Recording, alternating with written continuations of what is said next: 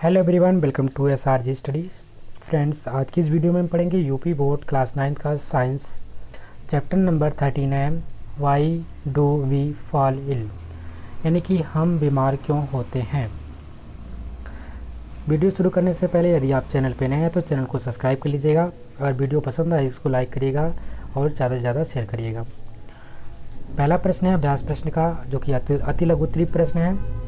प्रश्न नंबर 1 है, स्वास्थ्य की परिभाषा दीजिए। स्वास्थ्य की परिभाषा क्या होती है, इसके बारे में लिखना है। उत्तर में लिखेंगे, स्वास्थ्य व्यक्तियों की शारीरिक, मानसिक तथा सामाजिक जीवन की एक समग्र समन्वित अवस्था है। जो स्वास्थ्य होता है दोस्तों, स्वास्थ्य व्यक्तियों की शारीरिक, मानसिक तथा सामाजिक जीवन की एक समग्र समन्वित अवस्था होती है। सेकंड प्रश्न है, किसी व्यक्ति का स्वास्थ्य किन कारकों पर निर्भर करता है। तो उत्तर में लिखेंगे, किसी व्यक्ति का स्वास्थ्य उसके भौतिक, पर्यावरण तथा आर्थिक अवस्था पर निर्भर करता है। किस पे करता है? पहला है भौतिक पर्यावरण, दूसरा है आर्थिक अवस्था पर निर्भर करता है। प्रश्न नंबर 3 है, रोग के लक्षण से आप क्या समझते हैं।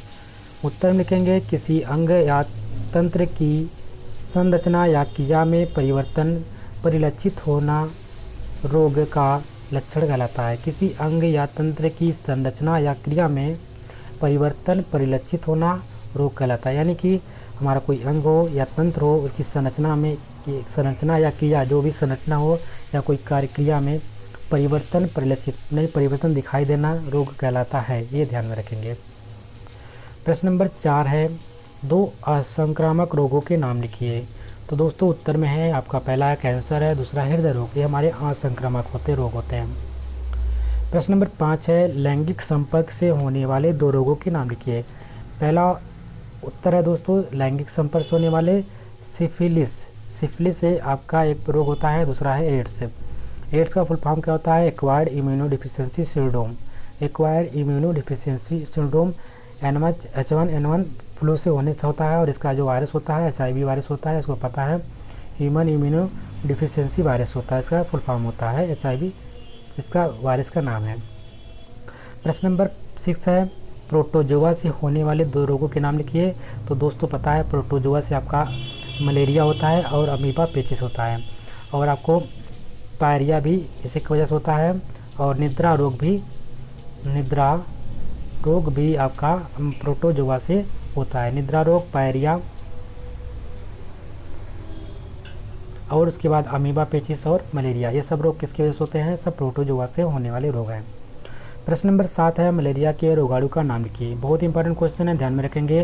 प्लाज्मोडियम वाइवैक्स या मलेरिया परजीवी है। प्लाज्मोडियम वाइवैक्स या इसको हम कह सकते हैं मलेरिया परजीवी। ये क्या है? मलेरिया रोगाणु का नाम होता है।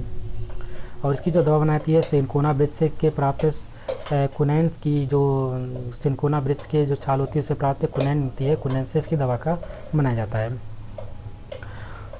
मलेरिया परजीवी का वाहक कौन सा मच्छर होता है? तो मलेरिया परजीवी वाहक का जो होता है, मादा एनाफिलिस नाम का मच्छर होता है, वो मलेरिया परजीवी का वाहक होता है, यानी कि एक से दूसरे तक पहुँचाता है।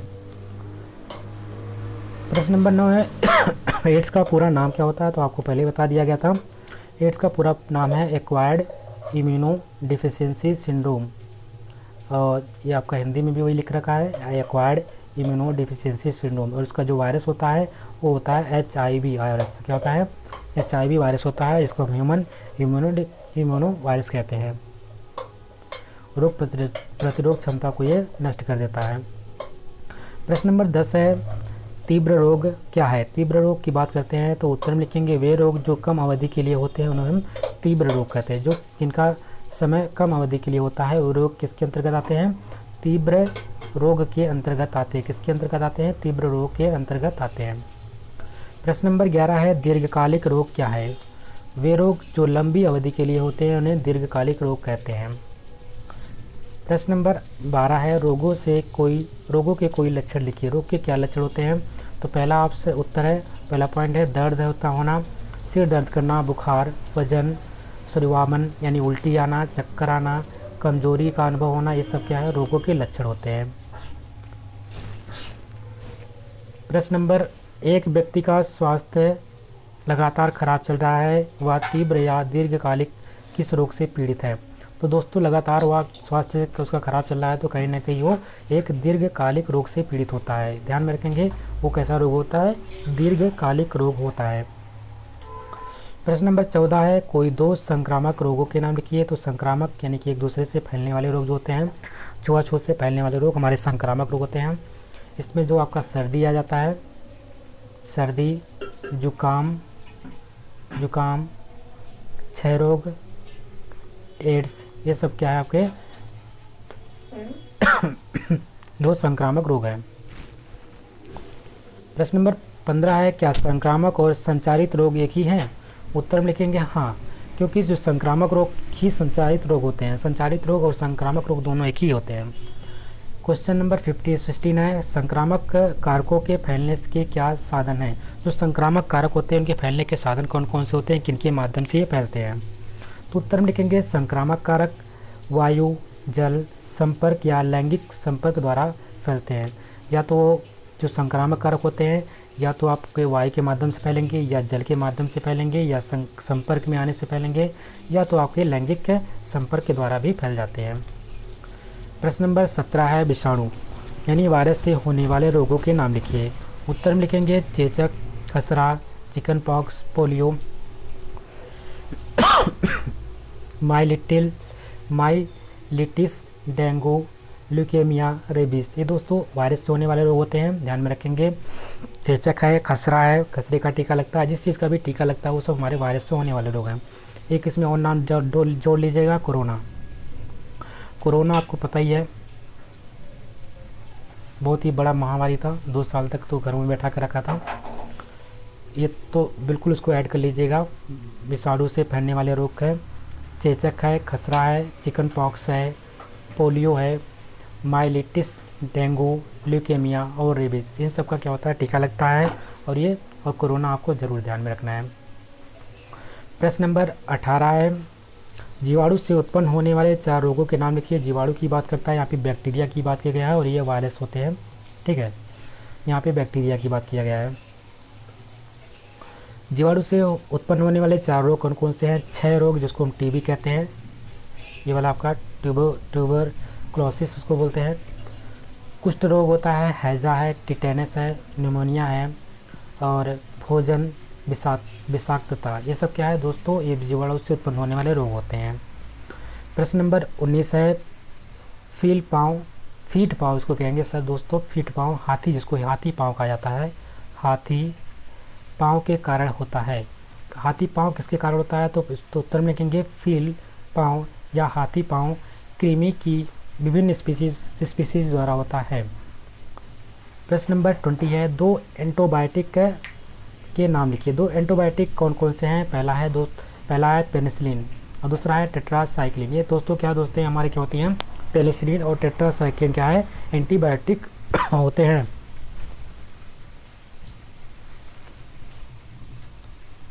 प्रश्न नंबर 21 है, मलेरिया बुखार के लिए प्रयोग की जाने वाली दवाओं के नाम लिखिए। तो मलेरिया बुखार में प्रयोग की जाने वाली दवा का नाम होता है, पहला है जिसमें कुनैन होता है, कुनैन की छाल होती है जो सिनकोना नामक बीज से मिलती है। तो ध्यान में रखेंगे कुनैन की छाल से मलेरिया नामक दवा का बनाया जाता है और जो कि सिनकोना नामक बीज से मिलती है।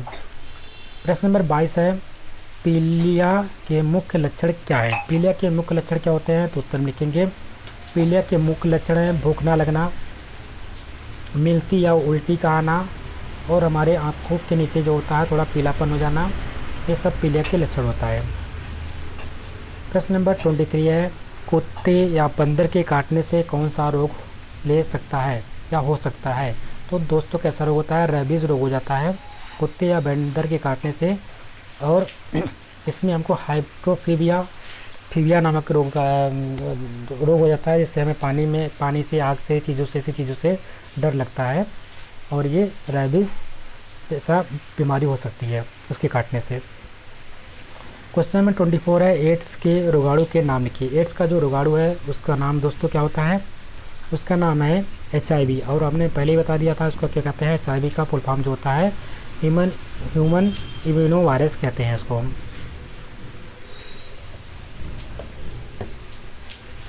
प्रश्न नंबर 25 है, शारीरिक अंगों की कुसंग कुसंग क्रिया से उत्पन्न कोई दो रोगों के नाम लिखिए। उत्तर लिखेंगे हृदय गति का रुक जाना, गुर्दा खराब हो जाना, मोतियाबिंद। ये सब क्या है दोस्तों, शारीरिक अंगों की कुसंग क्रिया से उत्पन्न रोग होते हैं। प्रश्न नंबर 26 है, हवा द्वारा फैलने वाले दो रोगों के नाम लिखिए। उत्तर लिखेंगे हवा द्वारा फैलने वाले रोग हैं आपकी, पहली है खांसी जुकाम, दूसरा है न्यूमोनिया। प्रश्न नंबर 27, जल द्वारा फैलने वाले रोगों के नाम लिखिए। उत्तर लिखेंगे हैजा और पीलिया। ऐसे दो रोग हैं जो जल से फैलते हैं, प्रदूषित जल से फैलने वाले दो रोग हैं। क्वेश्चन नंबर 28 है, यदि कोई व्यक्ति जल्दी जल्दी थक जाए या शरीर का वजन कम हो रहा है तो संभवतः कौन सी बीमारी से पीड़ित है। तो उत्तर लिखेंगे क्षय रोग, यानी इसको हम टीबी कहते हैं। अगर कोई व्यक्ति है जल्दी जल्दी थक जाए और शरीर का वजन कम हो रहा है तो संभवतः कौन सी बीमारी हो सकती है, और खांसी आती है अक्सर, तो ऐसी टीबी नामक का रोग हो सकता है। इसका अनुमान आपका 2030 तक इसका लक्ष्य रखा गया है, 2025 तक इसका लक्ष्य रखा है, भारत से टीबी को पूरी तरीके से हटा देना है। क्वेश्चन नंबर 29 है, बीसीजी का टीका किस रोग के लिए लगाया जाता है। तो जो बीसीजी का टीका लगता है दोस्तों वो आपका क्षय रोग के लिए लगाया जाता है। ठीक है, बच्चों को जन्म के बाद ये टीका लगाया जाता है और क्षय रोग से बचने के लिए टीका बच्चों को, नवजात शिशु को लगा दिया जाता है।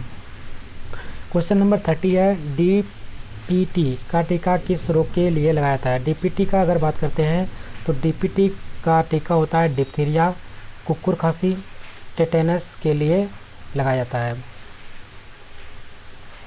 प्रश्न नंबर नेक्स्ट है, लघु उत्तरीय प्रश्न यहाँ से स्टार्ट होता है। तो इसमें पहला प्रश्न है, क्या टीके व दवाएं बांटकर स्वास्थ्य को बनाए रखा जा सकता है। उत्तर लिखेंगे नहीं, टीका व दवाएं बांटकर स्वास्थ्य को नहीं बनाया रखा जा सकता है। इसके लिए संतुलित आहार, व्यक्तिगत एवं सामुदायिक स्वच्छता भी आवश्यक है। ध्यान में रखना है, हम सिर्फ दवा बांट करके किसी भी को स्वस्थ नहीं बना सकते हैं। इसके लिए क्या है कि आपको टीके व दवाएं बांटना ही स्वास्थ्य को, उसके लिए ज़रूरी भी है। उसके लिए आपको संतुलित आहार भी चाहिए, लेकिन उसके साथ साथ ये भी ध्यान में रखना है व्यक्तिगत एवं सामुदायिक स्वच्छता भी आपको अपनानी है। प्रश्न नंबर 2 है, हमें स्वच्छ कपड़े क्यों पहनने चाहिए। उत्तर लिखेंगे कपड़ों में रोग उत्पन्न करने वाले रोगाणु एवं सूक्ष्म जीव चिपक जाते हैं। अगर कपड़े ना बदले जाएं ना धोए जाएं तो लगातार वृद्धि करते रहते हैं।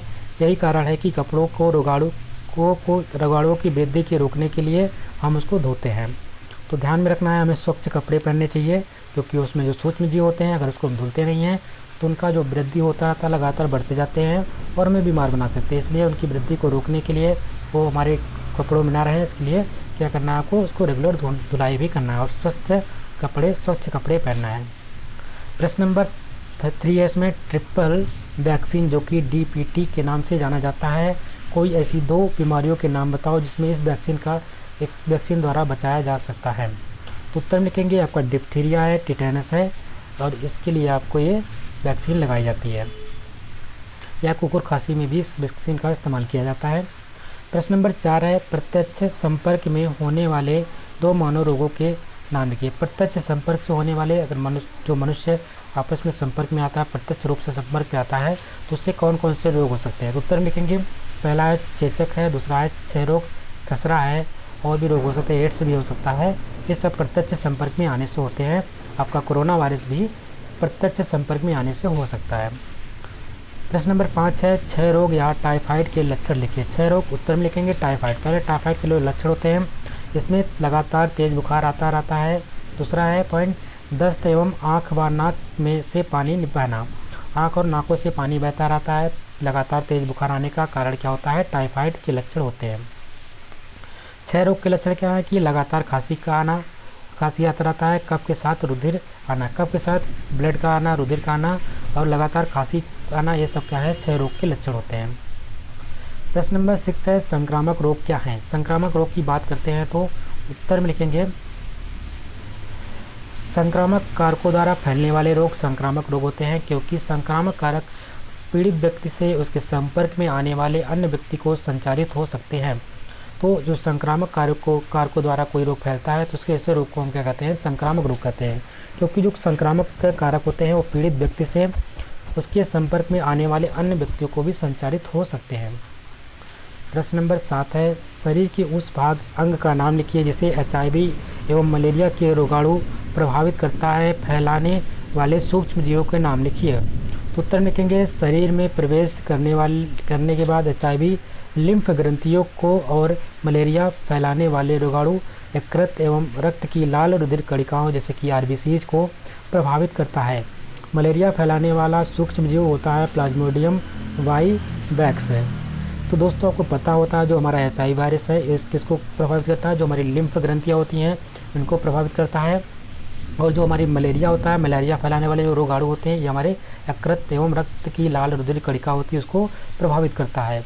मलेरिया से जो फैलने वाला जो मलेरिया फैलाने वाला सूक्ष्म जीव होता है उसका नाम होता है प्लाज्मोडियम वाइवैक्स होता है। क्या होता है? प्लाज्मोडियम वाइवैक्स इसका नाम है। प्रश्न नंबर 8 है, एंटीबायोटिक जीवाणु को कैसे समाप्त करता है? जो एंटीबायोटिक जीवाणु को कैसे समाप्त करते हैं तो उत्तर में लिखेंगे, जीवाणु अपनी सुरक्षा के लिए एक कोशिकी भित्ति बना लेते हैं। जो जीवाणु होते हैं फ्रेंड्स वो अपनी सुरक्षा के लिए क्या करते हैं, एक कोशिका भित्ति बना लेते हैं। एंटीबायोटिक कोशिका भित्ति बनाने वाली प्रक्रिया को बाधित कर देता है और जीवाणु को आसानी से मार देता है। तो एंटीबायोटिक क्या करता है, जो जीवाणु होते हैं अपने आप को बचाने के लिए कोशिका की भित्ति बना लेते हैं और ये भित्ति को क्या करता है, जो एंटीबायोटिक होता है वो आकर तोड़ देता है। इससे जीवाणु को आसानी से मारा जा सकता है। प्रश्न नंबर 9 है, जन स्वास्थ्य कार्यक्रम के अंतर्गत कौन सी बीमारी रोकने का प्रयास किया जाता है? तो उत्तर लिखेंगे, डिप्थीरिया, काली खांसी, टिटेनस, खसरा, पोलियो के उन्मूलन का प्रयास जन स्वास्थ्य कार्यक्रम के अंतर्गत किया जाता है। जैसे कि आप देखते होंगे सामुदायिक केंद्रों पर या आपके गांव में जो प्राथमिक सामुदायिक स्वास्थ्य केंद्र होते हैं वहाँ पे इस प्रकार के स्वच्छता कार्यक्रम चलाए जाते हैं, जिसमें आपको डिप्थीरिया जैसी है ऐसी बीमारी, काली खांसी है, टिटेनस है, खसरा है, पोलियो है के उन्मूलन के लिए जन स्वास्थ्य कार्यक्रम के अंतर्गत इनका टीका उका लगाया जाता है, जिससे इन लोगों से बचा जा सकता है। प्रश्न नंबर 10 है, हेपेटाइटिस होने का कारण लिखिए। हेपेटाइटिस होने का कारण क्या है? उत्तर में लिखेंगे, हेपेटाइटिस वायरस के कारण होता है। अलग अलग प्रकार के हेपेटाइटिस वायरस अलग अलग तरह के हेपेटाइटिस फैलाते हैं, यानी जो हमारा हेपेटाइटिस भी अलग अलग होता है, अलग अलग प्रकार के होता है और अलग अलग प्रकार के हेपेटाइटिस से फैलाते भी रहते हैं। प्रश्न नंबर 11 है, संक्रामक रोगों के निवारण के लिए कोई दो प्रभावशाली उपाय बताइए। तो उत्तर में कहेंगे, संक्रामक रोगों के निवारण को प्रभावशाली बनाने के लिए आवश्यकता है कि सार्वजनिक स्वच्छता तथा टीकाकरण की सुविधा सभी को उपलब्ध हो। जो सार्वजनिक स्वच्छता हो और टीकाकरण की जो सुविधा हो दोस्तों सभी के लिए उपलब्ध होना चाहिए। इससे संक्रामक रोगों से प्रभावशाली उपाय हो सकता है। प्रश्न नंबर 12 है, एड्स रोग कैसे फैलता है? तो उत्तर में लिखेंगे, एड्स की बात करते हैं तो इसका फार्मूला होता है एक्वायर्ड इम्यूनो डिफिशियंसी सिंड्रोम। असुरक्षित यौन संबंधों एवं संक्रामित सुई के उपयोग द्वारा एक व्यक्ति से दूसरे व्यक्ति में फैलता है। जब शरीर में एड्स के वायरस प्रवेश कर जाते हैं तो वे तेज़ी से प्रतिरक्षण संस्थान को, जो हमारी लिम्फ कोशिका होती है, उनको निष्क्रिय करना शुरू कर देते हैं, जिससे व्यक्ति कमज़ोर हो जाता है और अंत में उसकी मृत्यु हो जाती है। तो ध्यान में रखेंगे, असुरक्षित यौन संबंध से बचना है, संक्रमित जो सुई होती है उससे बचना है, या हम किसी को संक्रमित ब्लड चढ़ाते हैं उससे भी बचना है। आपको ध्यान में रखना है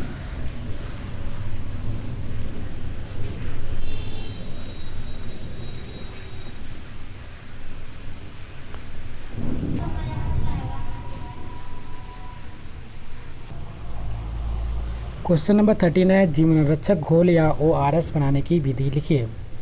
उत्तर में लिखेंगे, जीवन रक्षक घोल या ORS बनाने की विधि, एक गिलास उबले पानी में एक चम्मच शक्कर एवं एक चुटकी नमक डालकर अच्छी तरह घोल लीजिए। आपका जीवन रक्षक घोल या ORS तैयार है। ध्यान में क्या करना है, सबसे पहले आपको एक गिलास पानी लेना है। कैसा पानी होना चाहिए? उबला हुआ पानी होना चाहिए और उसमें एक चम्मच शक्कर ले लेनी है और एक चुटकी नमक लेकर डाल करके अच्छी तरीके से घोल लीजिए और वो जो आपका घोल बन के तैयार होगा वही आपका जीवन रक्षक घोल होता है। प्रश्न नंबर 14 है, संक्रामक रोगों में क्या सावधानियां बरतनी चाहिए? उत्तर लिखेंगे, संक्रामक रोगों में निम्नलिखित सावधानियां बरतनी चाहिए। पहला पॉइंट है, घर एवं घर के आसपास स्वच्छता रखनी चाहिए। पॉइंट नंबर सेकंड है, अपने शरीर की नियमित सफाई करनी चाहिए। प्रश्न नंबर 15 है, अच्छे स्वास्थ्य हेतु 3 मूल बातें क्या हैं?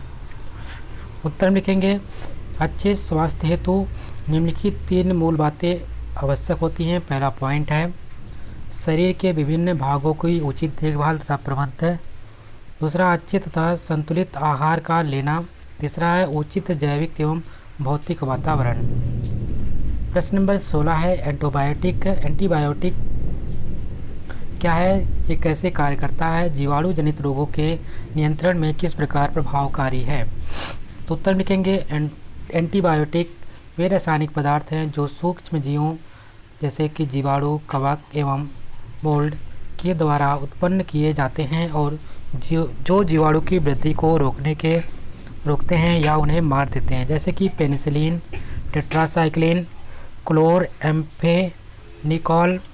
बहुत से जीवाणु अपनी सुरक्षा के लिए कोशिका भित्ति बना लेते हैं। एंटीबायोटिक कोशिका भित्ति बनाने की प्रक्रिया को रोक देते हैं और जीवाणु मर जाता है। पेनिसिलिन जीवाणु की कई स्पीसीज में कोशिका भित्ति बनाने की प्रक्रिया को रोक देता है और उन सभी स्पीसीज को मारने के लिए प्रभावकारी है। तो आपको दोस्तों देखा क्या होता है, एंटीबायोटिक की अगर बात करते हैं, ये आपका रासायनिक पदार्थ होते हैं जो कि सूक्ष्म जो जीव होते हैं जैसे कि जीवाणु है, कवक है, मोल्ड है, इनके द्वारा उत्पन्न किए जाते हैं इनको, और जीवाणु की वृद्धि को क्या करते हैं, रोक देते हैं या उन्हें मार देते हैं। मारते कैसे हैं, जो जीवाणु होते हैं अपने बचाव के लिए एक कोशिका भित्ति का निर्माण करने लगते हैं, लेकिन ये जो एंटीबायोटिक होती है ये उस जीवाणु की जो कोशिका भित्ति है उसको बनने नहीं देती है और उसको नष्ट कर देती है, जिससे उनकी कोशिका भित्ति का नष्ट हो जाने से उनकी मृत्यु हो जाती है। इस प्रकार से ये हमारे शरीर के लिए लाभकारी सिद्ध होते हैं। इसमें आपका जैसे कुछ नाम दे रखे थे एंटीबायोटिक के, उसमें पेनिसिलिन है, टेट्रासाइक्लिन है और अन्य नाम भी इसके अंतर्गत आते हैं। प्रश्न नंबर 16 है, एंटीबायोटिक क्या है, ये कैसे कार्य करता है, जीवाणु जनित नियंत्रण किस प्रकार प्रभावी है? क्वेश्चन फिर से रिपीट हो गया। अगला क्वेश्चन है, क्वेश्चन नंबर 17 है, संचरणीय तथा असंचरणीय रोगों में अंतर लिखिए। संचरणीय तथा असंचरणीय रोगों के प्रमुख अंतर निम्नलिखित हैं। पहला है संचरणीय, एक तरफ आप हेडिंग डालेंगे संचरणीय या संक्रामक रोग, दूसरा है असंचरणीय या संक्रामक रोग। संक्रामक रोग में देते हैं तो ये रोग हानिकारक सूक्ष्म जीवों या रोगाणुओं द्वारा होते हैं।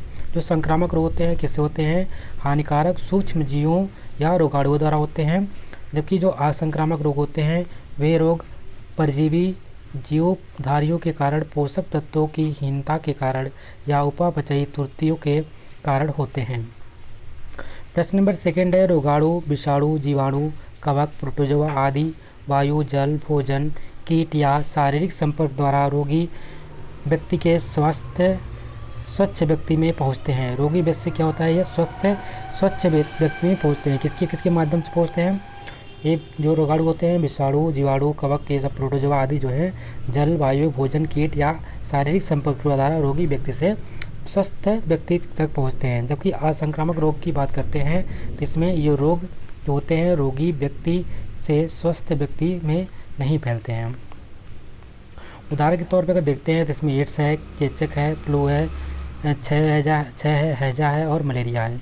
इन सब का क्या बनाया जाता है, टीका दिया जाता है और उसमें आप कोरोना भी जोड़ लीजिएगा। उदाहरण के तौर में देखते हैं इसमें असंक्रामक रोग में मरासमस है जो प्रोटीन की कमी के कारण होता है, ये भी क्वाशियोर्कर भी है। अरक्तता यानी कि खून की कमी होना, घेंघा रोग है, आयोडीन की कमी, स्कर्वी रोग है, विटामिन सी की कमी कारण, सूखा रोग है, विटामिन डी की कमी कारण, मधुमेह होता है, यह आपका इंसुलिन की कमी के कारण ये सब रोग फैलते हैं।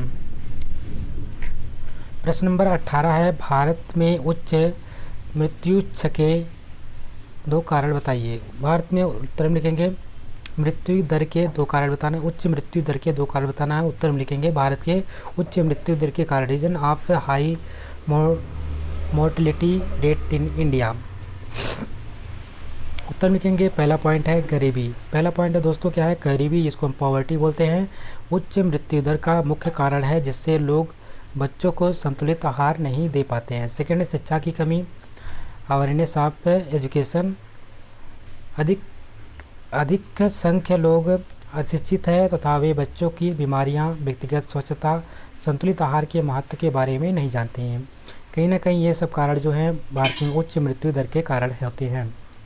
प्रश्न नंबर 19 है, निम्नलिखित रोगों के कारक जीव का नाम लिखिए, जैसे कि मलेरिया है, रेबीज है, इन्फ्लुएंजा है, क्षय रोग आदि।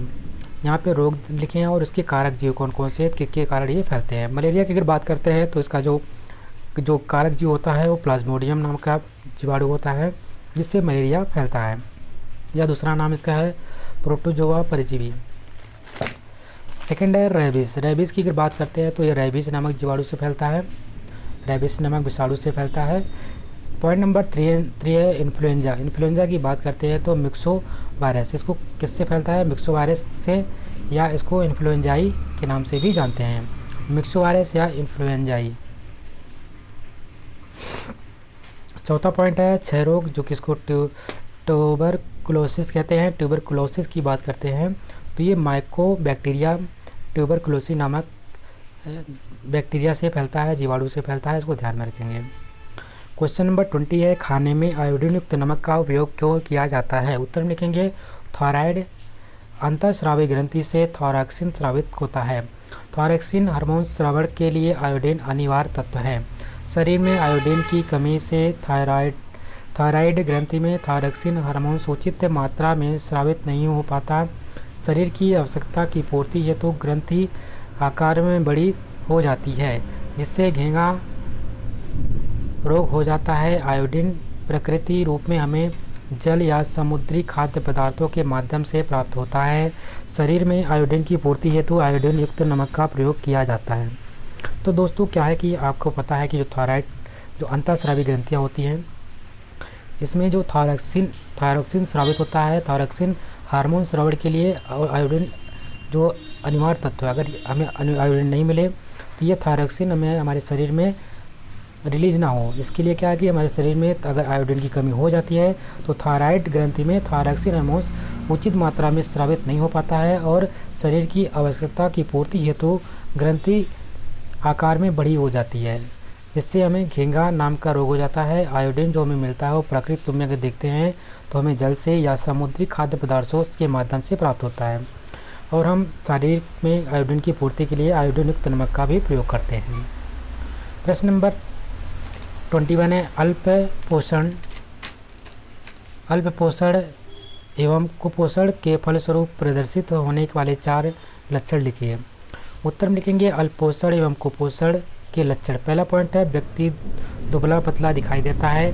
दूसरा है मांसपेशियों के अभाव में त्वचा झुर्रीदार हो जाती हैं।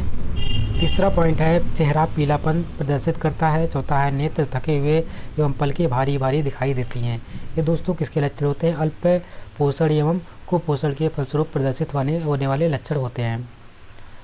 प्रश्न नंबर 22 है, जीवाणुओं को एंटीबायोटिक प्रभावित करते हैं पर मानव को नहीं, क्यों। उत्तर में लिखेंगे एंटीबायोटिक सामान्यतः जीवाणु कोशिका भित्ति बनाने की प्रक्रिया को बाधित करते हैं। जैसे कि आपको पता है जो एंटीबायोटिक होता है दोस्तों, वो सामान्यतः जो जीवाणु अपना कोशिका भित्ति बनाते हैं उसका भित्ति बनाने की प्रक्रिया में बाधा डालता है। कोशिका भित्ति संरचनात्मक आवरण होता है। कोशिका भित्ति से बनने के कारण जीवाणु कोशिकाएं सुगमता से नष्ट हो जाती है। अगर मान लो इसका कोशिका भित्ति नहीं बनती जीवाणु की तो सुगमता से वो नष्ट हो जाती है, कोई दिक्कत नहीं होती है। अगर हम बात करते हैं मानव कोशिका में कोशिका भित्ति नहीं होती है। मानव कोशिका में को पता होता है मानव कोशिका में कोई कोशिका भित्ति नहीं होती है, अतः मनुष्य एंटीबायोटिक से प्रभावित नहीं होता है। कोशिका भित्ति इससे पादप कोशिका में पाई जाती है और जीवाणु में भी पाई जाती है, क्योंकि जीवाणु भी कहीं ना कहीं पादप कोशिका से मिलते जुलते रहते हैं, इसलिए ये बनाने का प्रयास करते हैं और इनको तोड़ने का कार्य कौन करता है, एंटीबायोटिक इनको बनने की प्रक्रिया में बाधा डालता है और उसको को बनने नहीं देता, जिससे जीवाणु नष्ट हो जाते हैं। जबकि मनुष्य में आपको पता है ये कोशिका पाई नहीं जाती है, इसलिए इसको मनुष्य पर कोई इसका प्रभाव नहीं पड़ता है। प्रश्न नंबर 23 है, एंटी बैक्टीरियल औषधि की अपेक्षा एंटीवायरल औषधि बनाना अधिक कठिन है, क्यों? यहाँ पे पूछा गया जो एंटी बैक्टीरियल औषधि की अपेक्षा जो एंटी वायरल औषधि होता है उसको बनाना अधिक कठिन है, ऐसा क्यों होता है? तो उत्तर में लिखेंगे, वायरस की अपनी जैव रासायनिक प्रक्रिया बहुत कम होती है। ये हमारे शरीर की कोशिकाओं में प्रवेश करके अपने जीवन प्रक्रम के लिए हमारी कोशिका तंत्र का प्रयोग करते हैं। इसका अर्थ है कि ऐसे बहुत कम विशिष्ट वायरस हैं जिन पर आक्रमण किया जा सके, इसलिए हम एंटीवायरल औषधि नहीं बना पाते हैं। प्रश्न नंबर 24 है, निम्नलिखित प्रत्येक रोगों के कारक जीव सारणी रूप में बताए गए हैं। पहला है सिफिलिस, दूसरा है क्षय रोग, तीसरा है पीलिया, चौथा है जापानी मस्तिष्क ज्वर।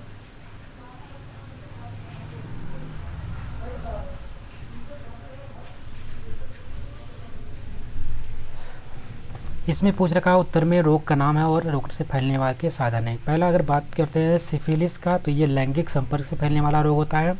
क्षय रोग की बात करते हैं, ये वायु से फैलने वाला रोग है।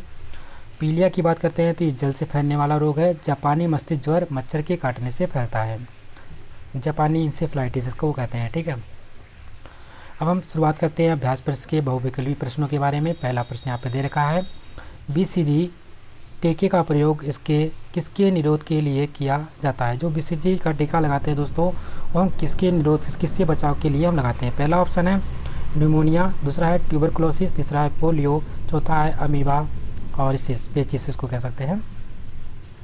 तो इसका राइट आंसर हो जाएगा friends, B is the right answer है ट्यूबरकुलोसिस। BCG का टीका हम ट्यूबरकुलोसिस यानी TB से बचाव के लिए लगाते हैं। प्रश्न नंबर 2 है, एड्स प्रायः किसके द्वारा उत्पन्न होता है या किसके द्वारा फैलता है? पहला ऑप्शन है मैथुन, दूसरा है रक्त आधान, तीसरा है प्लेसेंटी आधान या उपर्युक्त सभी। प्लेसेंटा का आधान मतलब कि आधान मतलब कि एक से दूसरे को देना, रक्त का आदान प्रदान करना यानी रक्त को चढ़ाना, मैथुन करना या उपर्युक्त सभी।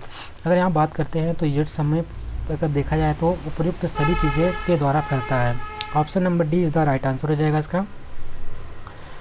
क्वेश्चन नंबर 3 है, कॉलरा किसके कारण होता है? कॉलरा किसके कारण होता है?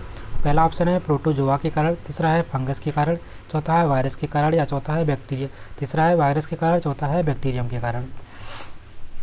तो कॉलरा की बात करते हैं, यह हमारा होने वाला रोग है बैक्टीरिया से, यानी 3 का D is the right answer हो जाएगा। ऑप्शन नंबर डी आपका बिल्कुल सही है। प्रश्न नंबर 4 है, पीलिया रोग है। पहला ऑप्शन है किडनी का, दूसरा है लीवर का, तीसरा है पेनक्रिया का, चौथा है डिओडिनम का। तो पीलिया दोस्तों किसको प्रभावित करता है? वो हमें प्रभावित करने का कार्य करता है हमारे लीवर को, यानी कि हमारे लीवर यानी यकृत को प्रभावित करता है, इसको ध्यान में रखना है।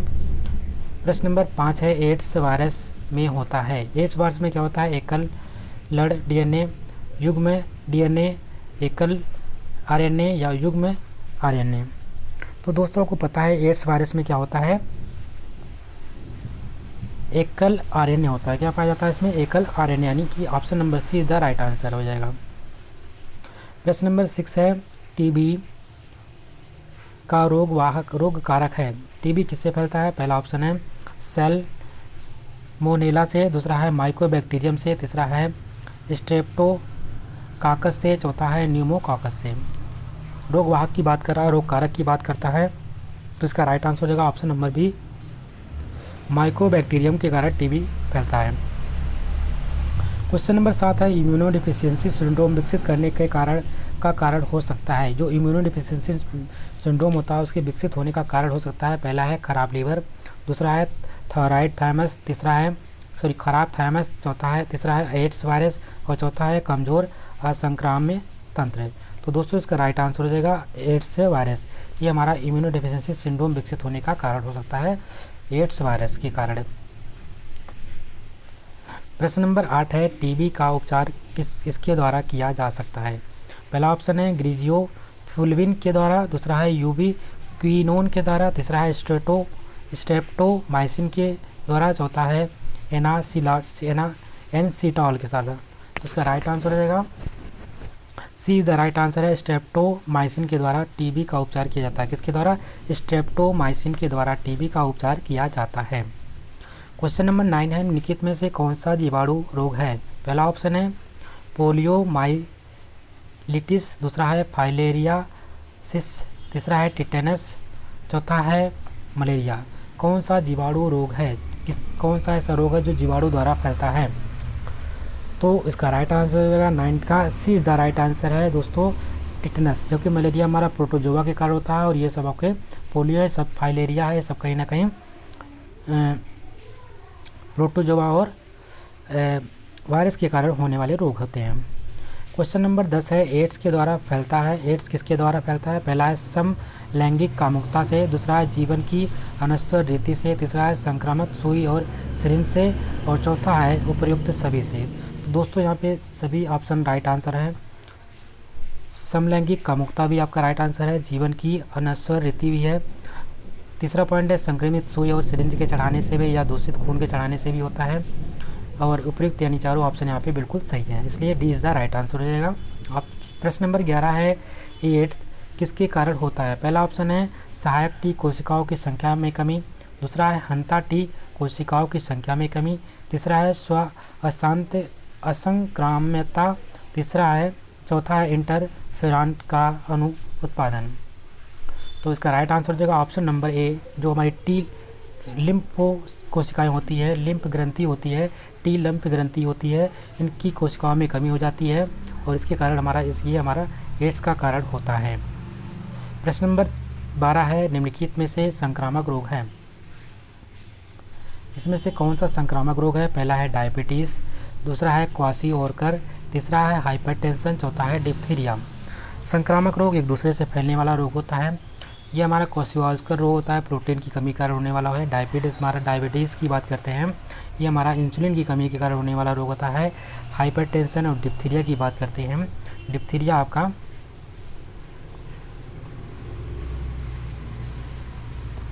ये आपका हो जाएगा संक्रामक रोग होता है। ठीक है, option number D is the right answer, diphtheria. प्रश्न नंबर 13 है, टाइफाइड किसके द्वारा उत्पन्न होता है? पहला ऑप्शन है एशरिकिया द्वारा, दूसरा है गियार्डिया द्वारा, तीसरा है सैल्मोनेला द्वारा और चौथा है सीजेला द्वारा। तो इसका राइट आंसर हो जाएगा ऑप्शन नंबर 13 का D is the right answer. Typhoid होता है सीजेला के द्वारा। किसके द्वारा होता है? सीजेला द्वारा इसको उत्पन्न होता है टाइफाइड। अगला प्रश्न है, प्रश्न नंबर 14, निम्नलिखित में से कौन सा अलेखित है? लेप्रोसी बैक्टीरिया संक्रमण, दूसरा है एड्स बैक्टीरियल संक्रमण, तीसरा है मलेरिया प्रोटोजोवन संक्रमण से होता है, और एलिफेंटाइसिस नीमेटोड संक्रमण के कारण होता है। लेप्रोसी बैक्टीरिया के कारण होता है, एड्स बैक्टीरियल संक्रमण है। तो दोस्तों एड्स हमारा बैक्टीरियल संक्रमण नहीं होता है। क्वेश्चन नंबर 14 का आपका राइट आंसर हो जाएगा option number C is the right answer है। जो मलेरिया है आपका प्रोटोजोआ के कारण होता है। इसमें से कौन सा आलेखित है, यानी कि कौन सा मिला नहीं है? तो आपका ये सब आपका नहीं मिलने वाले हैं, जबकि जो मिलने वाला आपका यहाँ पे है सही आंसर है मलेरिया प्रोटोजोआ के कारण होता है, और सब चीज़ें यहाँ पे तीनों गलत दे रखी थी। प्रश्न नंबर 15 है, ज्वार सरसाम मंद नब्ज उदीय दर्द और गुलाबी रंग के ददोर इस रोग को सूचित करते हैं। ज्वार सरसाम मंद नब्ज उदीय दर्द और गुलाबी रंग के ददोरा किस रोग को सूचित करते हैं? पहला ऑप्शन है टाइफाइड को, दूसरा है मीजल्स को, तीसरा है टिटनस को और चौथा है चिकन पॉक्स को। तो 15वें का राइट आंसर हो जाएगा option number A is the right answer है। यानी ये जो हमारा ज्वर होता है, मंद नब्ज हो जाती है, दर्द होता है, गुलाबी रंग के ददोरे पड़ जाते हैं, टाइफाइड के कारण होता है। प्रश्न नंबर 16 है, एड्स का एक कारण है। पहला है आनुवंशिक विकार, एड्स का एक कारक है आनुवंशिक विकार, दूसरा है विटामिन की कमी, तीसरा हार्मोन्स असंतुलन, चौथा है स्वच्छंद यौन संपर्क। तो दोस्तों इसका राइट आंसर हो जाएगा ऑप्शन नंबर 16 का D is the right answer है। स्वच्छंद यौन संपर्क एक कारण हो सकता है एड्स का। अगला प्रश्न है, प्रश्न नंबर 17 है, सर्दी जुकाम तथा इन्फ्लुएंजा के विषाणु फैलते हैं। सर्दी जुकाम तथा इन्फ्लुएंजा के विषाणु किससे फैलते हैं? पहला ऑप्शन है वायु द्वारा, दूसरा है जल तथा भोजन द्वारा, तीसरा है त्वची स्पर्श द्वारा, चौथा है यौन संपर्क द्वारा। तो जो सर्दी और जुकाम होते हैं, इन्फ्लुएंजा को वायु द्वारा इसका फैलाव होता है।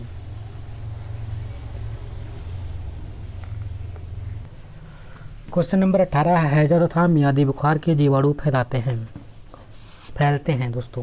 किसके द्वारा फैलते हैं? पहला ऑप्शन है वायु द्वारा, दूसरा ऑप्शन है जल तथा भोजन द्वारा, तीसरा ऑप्शन है त्वची स्पर्श द्वारा, चौथा है यौन संपर्क द्वारा। तो आपको पता है जो हैजा होता है हमारा कहता है किसकी वजह से होता है? बैक्टीरिया द्वारा फैलने वाला बीमारी होती है, इसको हम जीवाणु कहते हैं। ठीक है, जीवाणु द्वारा फैलने वाला रोग होता है और जीवाणु हमारे जल या भोजन के माध्यम से फैल सकते हैं, इसलिए इसका राइट आंसर हो जाएगा option number B is the right answer है। जल तथा भोजन द्वारा हैजा रोग फैलता है। खसरे का टीका लगता है, खसरा हमारा वायरस की वजह से फैलता है। क्वेश्चन नंबर 19 है, एड्स का संचरण होता है। एड्स का संचरण किससे होता है? पहला ऑप्शन दे रखा है रोगग्रस्त व्यक्ति का खून दूसरे व्यक्ति को देने से, बिल्कुल सही है। एक ही सुई द्वारा इंजेक्शन लगाने से, ये भी बात बिल्कुल सही है। यौन संपर्क से, ये भी बात बिल्कुल सही है। यानी उपयुक्त सभी चीज़ें यहाँ पे बिल्कुल सही हैं, इसलिए सभी आंसर इसका राइट हो जाएगा। Option number D is the right answer, बिल्कुल बात सही है। क्वेश्चन नंबर 20 है, एक व्यक्ति को सिर दर्द से हो सकता है। पहला है परीक्षा के तनाव के कारण, एक व्यक्ति को सिर दर्द हो सकता है, किसके कारण हो सकता है? परीक्षा में के तनाव के कारण, दूसरा है अधिक कार्य के कारण, तीसरा है मस्तिष्क ज्वर के कारण, या उपयुक्त में से कोई नहीं। तो दोस्तों किसी व्यक्ति को सिर दर्द कई भी कारण से हो सकता है, तो यहाँ पे एक सिंगल कारण नहीं हो सकता है, इसलिए इसमें इसका राइट आंसर हो जाएगा option number D is the right answer. उपयुक्त में से कोई नहीं है, क्योंकि इसके लिए कई कारण हो सकता है, आपको पता है। क्वेश्चन नंबर 21 है, हम जल को स्वच्छ एवं जीवाणु रहित कर सकते हैं। कैसे कर सकते हैं? पहला पॉइंट है उबाल करके, दूसरा है निथार करके, तीसरा फ्रिज में रख करके, या उपयुक्त सभी तरीके से। तो दोस्तों अगर हमें जल को शुद्ध बनाना है तो उसको क्या कर लीजिए, आप उबाल दीजिए, जिससे हमारा जल हो जाएगा एकदम बिल्कुल शुद्ध हो जाएगा। स्वच्छ बनाने के लिए आप पानी को उबाल दीजिए। प्रश्न नंबर 22 है, रेबीज खालिस्तान के द्वारा होने वाला रोग है। पहला ऑप्शन है विषाणु द्वारा, दूसरा है जीवाणु द्वारा, तीसरा है कवक द्वारा, और चौथा है प्रोटोजोआ द्वारा। प्रोटोजोआ से आपको पता है मलेरिया है, फाइलेरिया है, ठीक है, निंद्रा रोग है और पेचिस है। ये 4 प्रकार के रोग होते हैं मुख्य रूप से, मलेरिया, पायरिया, निंद्रा रोग और पेचिस। कवक की बात करते हैं तो कवक से जैसे कंजापन होता है, फफूंदी लग जाना, दांत, खाज, खुजली, ये सब होता है कवक की वजह से। जीवाणु से फैलने वाले रोग होते हैं हमारे दोस्तों, खसरा है, नहीं हैजा है, टीबी है, तपेदिक है, ज्वार, बुखार, ये सब जो होते हैं ये सब जीवाणु से होने वाले रोग हैं। विषाणु से फैलने वाले रोग होते हैं जैसे कि आपके रेबीज़ है, उसके बाद आपको ध्यान में रखना है पोलियो है, कोरोना वायरस है, खसरा है, ये सब आपके विषाणु से होने वाले रोग होते हैं, इसलिए इसका राइट आंसर हो जाएगा option number A is the right answer है। रेबीज़ विषाणु के द्वारा होने वाला रोग होता है। अगला प्रश्न है, प्रश्न नंबर 23 है, क्षय रोग खाली स्थान के द्वारा होने वाला है। क्षय रोग किसके द्वारा होता है? पहला ऑप्शन है विषाणु, दूसरा है जीवाणु, तीसरा है कवक, चौथा है प्रोटोजोआ। तो प्रोटोजोआ को आपने देख ही लिया, कवक दांत, खाज, खुजली, गंजापन होता है। जीवाणु से होने वाला रोग टीबी, तपेदिक, मियादी बुखार, ये सब क्या होता है? जीवाणु से होने वाले रोग होते हैं। और विषाणु से आपके वायरस वाले रोग होते हैं, ठीक है। इसके लिए इसका राइट आंसर हो जाएगा option number B is the right answer है।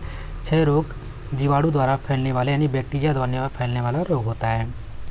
प्रश्न नंबर 24 है, मलेरिया खालिस्तान के द्वारा होने वाला रोग है। किसके द्वारा मलेरिया फैलता है? पहला ऑप्शन है विषाणु, दूसरा है जीवाणु, तीसरा है कवक, चौथा है प्रोटोजोआ। तो प्रोटोजोआ से हमारा मलेरिया रोग फैलता है। कौन सा रोग? मलेरिया रोग प्रोटोजोआ के कारण होता है। मलेरिया, पायरिया, निंद्रा रोग, और आपको ध्यान में रखना है मलेरिया, पायरिया, निंद्रा रोग और अमीबा पेचिस। प्रश्न नंबर 25 है, दाद खालिस्तान के द्वारा होने वाला रोग है। विषाणु, जीवाणु, कवक या प्रोटोजोआ। तो दाद किसकी वजह से होता है? दाद होता है, खाज, खुजली और गंजापन, ये किसकी वजह से होता है दोस्तों? ये सब कवक के से फैलने वाले रोग होते हैं। प्रश्न नंबर 26 है असंचरणीय यानी कि असंक्रामक रोग हैं। असंक्रामक यानी कि जो हवा से नहीं फैलते हैं, ऐसे रोग को असंक्रामक रोग कहते हैं। पहला ऑप्शन है एड्स और सिफिलिस, ये तो मतलब छुआछूत से फैलते हैं, ये आपका नहीं हो सकता है। धमनी, काठिन्य एवं मधुमेह। तीसरा है दाद और हैजा। चौथा है खसरा और चेचक। तो 26 का राइट आंसर हो जाएगा ऑप्शन नंबर बी, धमनी, काठिन्य और मधुमेह। ये क्या आपका असंक्रामक रोग होता है, ठीक है, एक दूसरे से नहीं फैलते हैं। प्रश्न नंबर 27 है रोग वाहक नहीं है। कौन कौन सा रोग वाहक नहीं होता है? कॉकरोच नहीं है, मक्खी नहीं है, नर एनाफिलीज नहीं है, मादा एनाफिलीज। तो दोस्तों अगर हम बात करते हैं 27 का, तो सी इज़ द राइट आंसर हो जाएगा। जो नर एनाफिलीज होते हैं वो रोग वाहक नहीं होते। नर एनाफिलीज जो मच्छर होता है वो रोग वाहक नहीं होता है, क्योंकि जो नर एनाफिलीज होता है वो काटता ही नहीं, खून चूसता नहीं है। मादा ये मच्छर जो होती हैं, मादा एनाफिलीज होती हैं, वो ही आपके खून चूसती हैं और ये मलेरिया नामक रोग का वाहक होती है मादा एनाफिलीज, ठीक है। अगर एंडीज़ की, मादा एंडीज़ की बात करते हैं तो वो डेंगू रोग के लिए वाहक होती है। मादा एंडीज़ की बात करता आता है तो डेंगू हो जाती है, और एनाफिलीज की बात आता है तो आपका मलेरिया रोग के वाहक होते हैं।